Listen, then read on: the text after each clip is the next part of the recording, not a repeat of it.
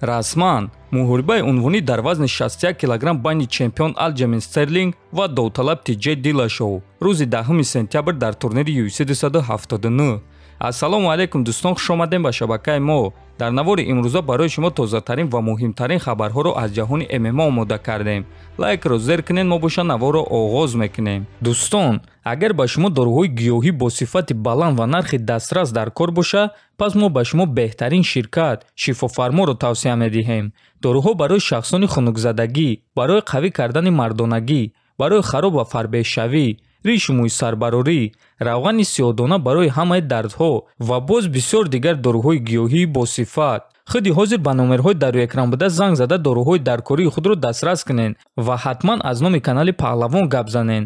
ҳамин гуна дӯстон, шумо ҳам дороҳои даркории худро ба даст меоред ва ҳам канали моро сахт дастгирӣ мекунед. шаби гузашта сомонаи варзиши MMA Fighting хабар дод ки Забит Магомедшарипов карьераи касбии худро ба пуррагӣ ба анҷом расонд.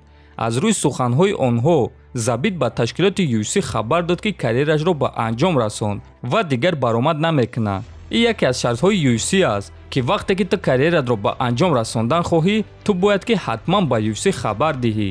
худи Забит ҳозирашда ягон эълон кардагӣ нест ки аз чӣ сабаб карьераи худро ба анҷом расонд. аммо шаби гузашта журналисти ТАСС Игор Лазорин гуфт ки дар суҳбат бо ӯ Забит гуфтааст ки аз сабаби саломатӣ. хотиррасон мекунем ки Забит Магомедшарипов рекорди 18-1 дорад ва ӯ дар вазни ним сабук баромад мекард. дар ташкилоти UFC Магомедшарипов 6 муҳориба гузарондагӣ аст ва дар ҳамааш ғалаба ба даст овардааст. мо ба Забит Магомедшарипов саломатӣ хоҳонем ва афсӯс ки дигар ӯро дар қафас намебинем. фикр мекунем ки ӯ яке аз дурахшонтарин ҷангварони ҷаҳон буд ва барои чемпион шудан ҳамаи имкониятро дошт, аммо мутаассифона чӣ хеле ки мебинем саломатиаш нагузошт. дӯстон, чӣ хеле ки ҳамаамон медонем, якчанд муддат пеш варзигари тоҷик Нурулло Алиев ба Амрико барои тамрин ва дар он ҷо баромад кардан сафар карда буд ва ӯ дар як зал бо ҳамроҳии Муин Ғафуров тамрин мекунад. аммо то ҳол мо онҳоро якҷоя дидагӣ набудем. лекин шаби гузашта ҳам Муин Ғафуров ва ҳам Нурулло Алиев дар саҳифаҳои иҷтимоии худ ана ҳамин наворро чоп карданд ва дар ин навор дида мешавад ки онҳо якҷоя дар зал баъди тамрин қарор доранд. ва дӯстон, фикр мекунем ки ҳама, махсусан муҳоҷирон, медонанд ки дар кишвари бегона ҳамватани худро вохӯрдан чӣ гуна хурсандӣ меорад ва онҳоро якҷоя дидан дӯстон моро дар ҳақиқат хеле шод кард. хотиррасон мекунем ки Нурулло Алиев дар вазни 70 кг баромад мекунад, аммо якчанд муҳорибаи охири худро аз вазни 70 кг зиёдтар гузарондааст. Муин Ғафуров бошад дар вазни 61 кг баромад мекунад.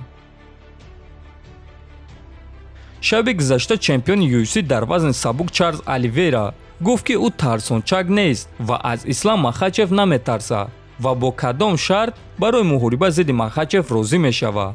Ислам бошад дар ин суханҳои Оливейра ҷавоби сахт дод. биёед дӯстон, оғоз мекунем аз суханҳои Чарлз Оливейра. ман ягон вақт аз муҳорибаҳо гирехтагӣ нестам ва ҳама медонад ки номи чемпиони вазни сабук Чарлз Оливейра аст. оё Махачев ҷангвари сахт аст ё не? ҷавоби ма бале, ӯ ҷангвари сахт аст. оё ӯ бо ҷангварони машҳур ҷангидааст ё не? Не, ӯ ғалабаҳои пайдарҳами дароз дорад, аммо ӯ бо кӣ ҷангидааст? маро стили ӯ наметарсонад. ҳама коре ки ӯ мекунад, ман 10 маротиба хубтар мекунам. агар ки ӯ фикр кунад ки ман аз рақибони пешинаи ӯ фарқ намекунам, пас ӯ сахт иштибоҳ мекунад. ман тайёрам ки охири сол дар любой кишвар бо Махачев муҳориба гузаронам, ҳатто дар Русия. аммо барои ин Махачев бояд ки боз як ғалабаи дигар зидди ҷангвари топ ба даст биёрад, гуфтааст Оливейра. ва дӯстон, акнун биёед мебинем ки Ислам Махачев дар ин суханҳои Чарлз Оливейра чӣ ҷавоб дод.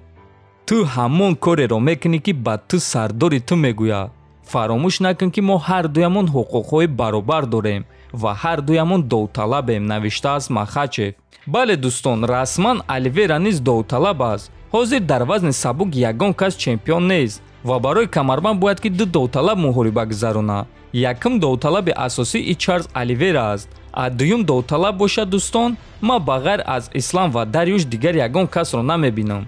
ба фикри шумо чӣ дӯстон? кӣ бояд зидди Оливейра барои камарбанди вазни сабук муҳориба гузаронад? ҳатман фикротонро нависен, дар канал обуна шавен. то боздид, хонаободу сарбаланд бошен.